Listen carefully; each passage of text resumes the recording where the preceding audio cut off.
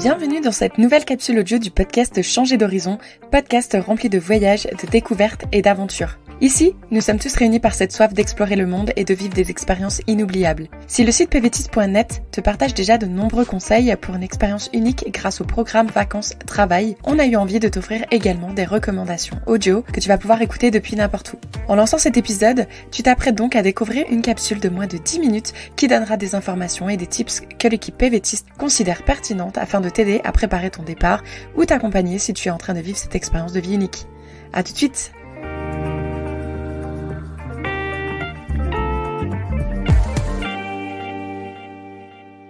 Salut et ravi de vous retrouver. Partir seul ou à plusieurs, le PVT est une expérience à vivre. Si vous partez seul, vous entendrez certainement « Mais tu n'as pas peur de t'ennuyer ?»« Moi je pourrais pas. » Fais gaffe, il peut tout arriver. Ou au contraire, vous allez entendre « C'est incroyable ce que tu fais, tu es si courageux. »« Oh, t'as tellement de chance. » Si à l'inverse, vous partez avec votre partenaire ou bien un ami, on vous dira des choses du genre « Vous n'avez pas peur de ne plus vous entendre ?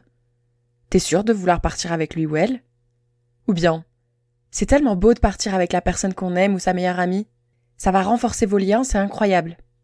Il est normal que votre entourage vous fasse part de ses inquiétudes.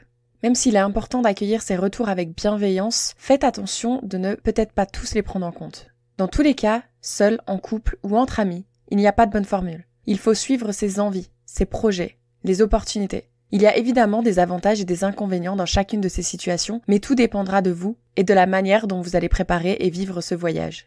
À savoir que le PVT est un visa ou permis de travail individuel. Vous pouvez partir accompagné d'un proche seulement si celui-ci fait sa propre demande de PVT. Au moment de cet enregistrement, le PVT Canada est le seul qui permet de partir en famille. Si vous êtes marié ou que vous vivez avec votre partenaire, vous pourrez, sous condition, faire obtenir un permis de travail à votre conjoint. Il pourrait donc partir avec vous-même s'il n'est pas éligible au PVT. De même, vos enfants, si vous en avez, pourront vous suivre.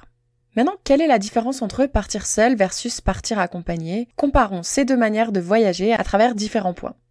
Numéro 1, le sentiment de solitude. Quand on part seul, on peut parfois se sentir seul, mal vivre le fait de ne pas partager des moments et souvenirs avec un proche, ou avoir peur de s'ennuyer. Pour pallier ce sentiment, nous vous conseillons de vous préparer des playlists, de quoi lire ou une activité que vous aimez pratiquer seul. De même, adaptez votre voyage de sorte à faire des rencontres. Dormez dans des auberges de jeunesse par exemple, choisissez une colocation, faites du volontariat ou du covoiturage par exemple.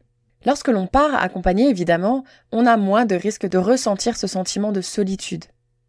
En revanche, si on part avec une personne qui finalement ne convient pas à notre manière de voyager, on peut à l'inverse avoir la sensation d'étouffer et l'envie de se retrouver seul.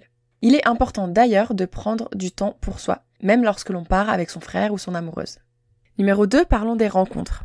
Quand on part seul, il est plus facile de rencontrer du monde. En effet, on a tendance à aller plus facilement vers une personne seule que vers un groupe déjà formé. De plus, il est plus simple de se greffer à un voyage ou de se faire inviter à telle ou telle activité.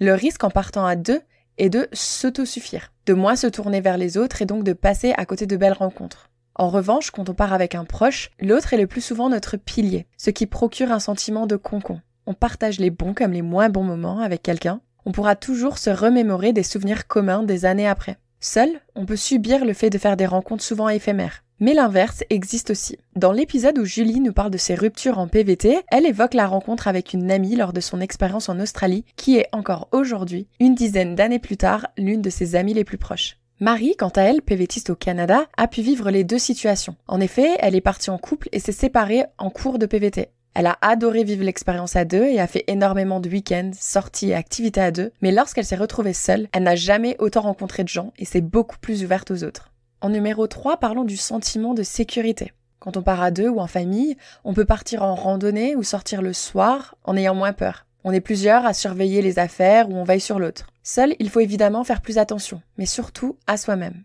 Que vous soyez seul ou à plusieurs, peu importe le pays dans lequel vous vous rendez, restez vigilant. On ne sait jamais ce qui peut vous arriver. En 4, parlons des responsabilités. Être seul, c'est être libre, mais c'est aussi être responsable de tous ses choix. Si on prend une mauvaise décision, si on accepte un job mal rémunéré, ou si on fait un mauvais choix d'itinéraire pendant son road trip, on se sent seul et unique responsable. Mais cela veut aussi dire que vous pouvez tout réajuster comme vous l'entendez. Vous n'avez à en vouloir à personne et vous pouvez changer d'avis à tout moment. Personne ne pourra entraver vos envies. Quand c'est l'autre qui fait le mauvais choix, on peut se sentir frustré et en vouloir à la personne concernée. Il est donc moins simple d'être flexible et d'adapter le programme. En revanche, si on tombe en panne ou si on n'a plus de batterie, il y a toujours quelqu'un pour nous aider, ou du moins pour nous soutenir. Si vous avez fait le choix de voyager solo, vous devez vous débrouiller seul. Cependant, pas d'inquiétude, vous croiserez toujours le chemin de quelqu'un qui vous aidera en cas de besoin. Dans tous les cas, vous serez fiers d'être sorti de cette mauvaise situation.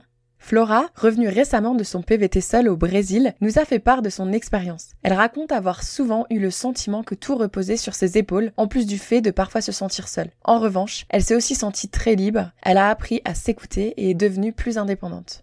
En numéro 5, mieux connaître l'autre ou mieux se connaître soi-même. Si vous partez en couple, le voyage peut être une aventure extraordinaire. Cette expérience peut resserrer les liens comme au contraire vous éloigner. Quelle que soit la suite des événements, vous apprenez à vous connaître en dehors de la zone de confort de chacun.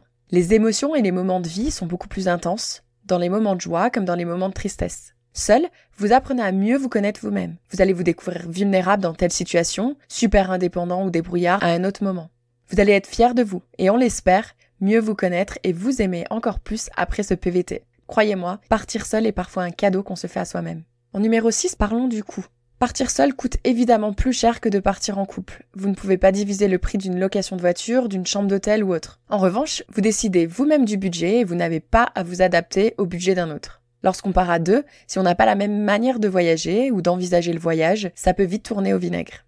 En effet, si vous préférez mettre votre argent dans les activités et manger des sandwichs au thon pour compenser, alors que votre partenaire de voyage souhaite aller au resto matin, midi et soir, ça peut vite devenir ingérable. En numéro 7, apprendre une langue. Quand vous partez à deux, il est parfois plus compliqué de progresser dans la langue du pays de son PVT. En effet, on va avoir tendance à parler dans sa langue maternelle avec la personne avec qui on partage le voyage. Si cette personne a un meilleur niveau de langue, on peut aussi vite se cacher derrière elle.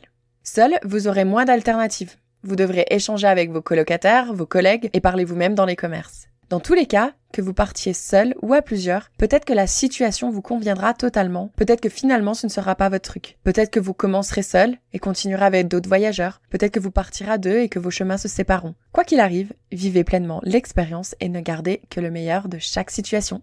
Ce sera tout pour aujourd'hui et je vous dis à très bientôt.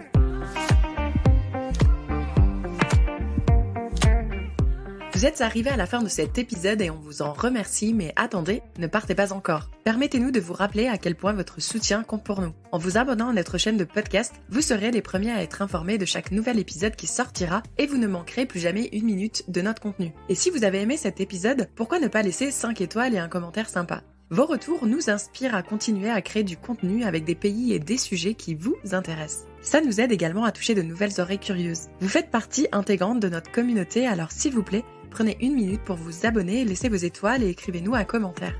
Rendez-vous au prochain épisode et d'ici là, on se retrouve sur notre site internet pvtis.net.